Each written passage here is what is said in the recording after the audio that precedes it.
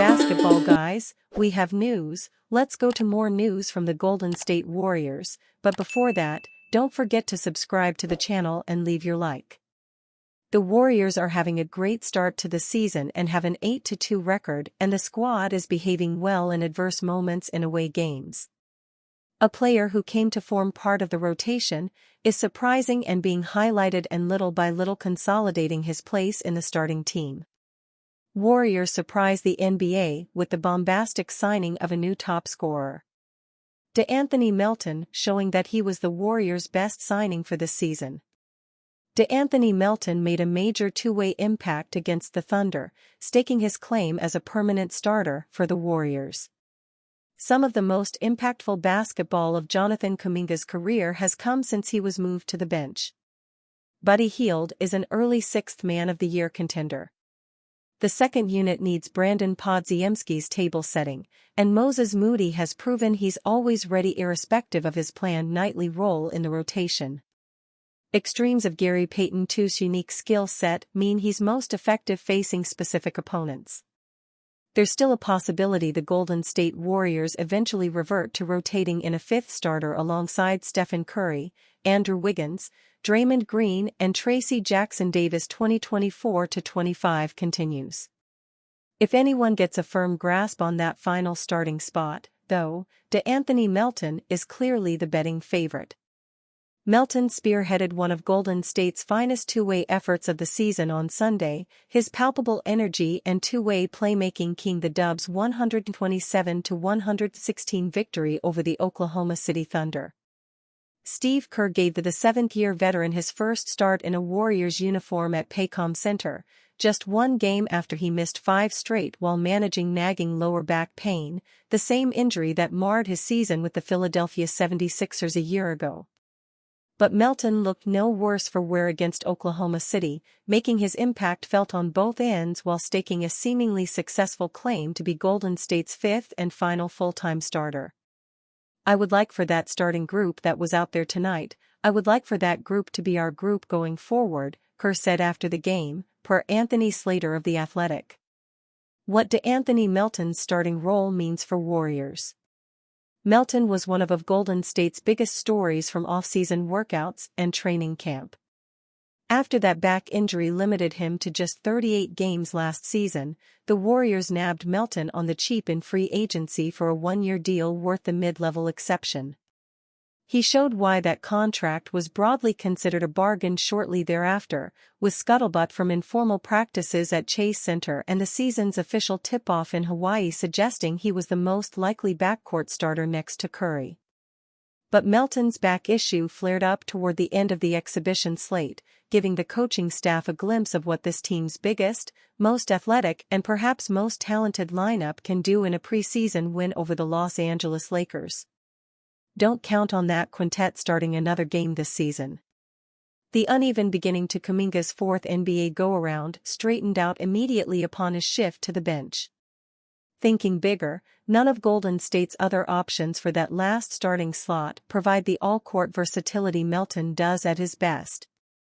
Mr. Do-Something, as he was fondly referred to while with the Memphis Grizzlies, stuffed the stat sheet versus the Thunder with 19 points, 10 rebounds, 3 assists and 2 steals.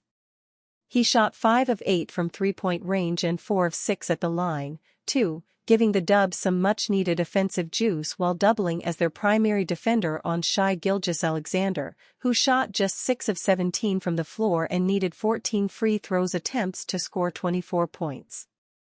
"I like this lineup with Melt. I anticipate doing it again Tuesday," Kerr said. "I think it gives us a really good two-way lineup. You saw what he can do at both ends. He's a really good passer, excellent three-point shooter, but a really good overall defender as well. So Melt in the starting lineup is something we've talked about a lot in camp and here in the early going, and we really liked it. I think it makes a lot of sense for us." Green didn't quite call for Melton to become a permanent starter on the post-game podium. When asked to assess what Melton brings to the table, though, his assessment essentially served as an endorsement of that prospect anyway. "He gives us another ball handler, obviously the spacing that he provides, and then defensively just taking on the challenge of guarding Shai, being the primary defender on Shai. That's a tall task, Green said of DeAnthony Melton. Gilgeous-Alexander is one of the better scorers in our league, and he held him to 24 points. That's good work.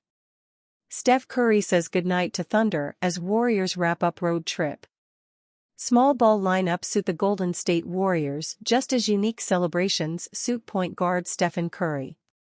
To take, dribble, reset, throw, and say goodnight. Curry capped off a challenging 5-game road trip at the Paycom Center against the Western Conference favorite Oklahoma City Thunder with 36 points, 5 rebounds, 7 assists, 7 three-pointers and his metaphorical melatonin, for the first time this season with 1:13 to go, in a 127-116 victory.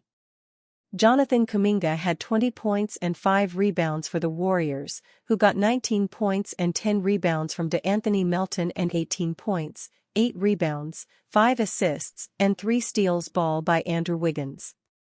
On the trip, the Warriors, 8-2, also beat the Houston Rockets, Washington Wizards, and defending NBA champion Boston Celtics. Good timing, Curry said, detailing what they can bring back to Chase Center.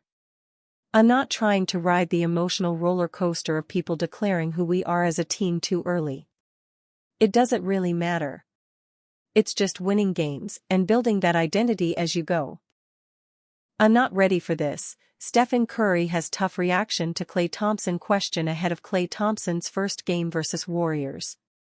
Stephen Curry and the Golden State Warriors are about to play a game many have circled on their calendars months ago. After beating the Oklahoma City Thunder on Sunday, 127-116, to cap a 5-game road trip, the Warriors are set to face the Dallas Mavericks at Chase Center next. It is not going to be just any other regular game in November, though. For one, it will mark former Warriors superstar Klay Thompson's first game in the Bay Area since his split in the offseason with Golden State. Stephen Curry reacts to a Klay Thompson question after Golden State Warriors win over the Oklahoma City Thunder. After the Thunder game, Curry was asked by former Warriors big man Festus Ezeli about Thompson's looming Bay Area return. "Don't do that to me, Fez," Curry said when asked by his former teammate about how the two-time NBA Most Valuable Player is feeling about having to play against Klay Thompson. "I'm not ready for this man. It's going to be a lot to look forward to and I'm excited to see him as a friend. But I'm trying to conserve all of my mental energy for Tuesday because it's going to be a lot." Based on Curry's reaction, emotions will run high on Tuesday when the Mavericks arrive looking to snap a 2-game losing skid. Thompson played several seasons with the Warriors and won 4 NBA championships and became a 5-time All-Star during his time in the Bay Area. Draymond Green hits Lou Dort on the head during Warriors Thunder game. Draymond Green was given a technical foul for hitting Lou Dort on the head. Draymond Green earned his second technical foul of the 2024-25 season after he hit Lou Dort on the head in the Golden State Warriors' 127-116 win over the Oklahoma City Thunder on Sunday. Green swung at Dort midway through the fourth quarter at Paycom Center after the two had gotten tangled up on a play. It looked like Green was going to get away with the hit at first, as the referees called a foul on Dort. Thunder head coach Mark Daigneault challenged the call and while the foul stood, the referees gave Green a technical for what they termed to be an unsportsmanlike flail. This incident reminded some of Green's hit on Jusuf Nurkic last season during a game between the Warriors and the Phoenix Suns. He was ejected back then, and with that incident being on the heels of his putting Rudy Gobert in a chokehold, the NBA suspended him indefinitely. Green's hit on Nurkic was much more forceful and seemed more intentional than this one on Dort, though.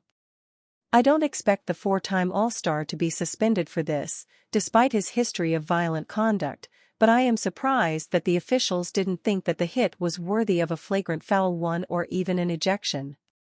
I would say Green needs to learn to better control himself, but this is who he is at this point. The 34-year-old is not going to change, and I wouldn't be the least bit surprised if he hits someone else this season. I mentioned earlier that this was Green's second technical foul in this 2024-25 campaign, and his prediction that he'll have less than 10 this season is now a step closer to being inaccurate. I'd be shocked if he doesn't get 8 more over the next 72 games.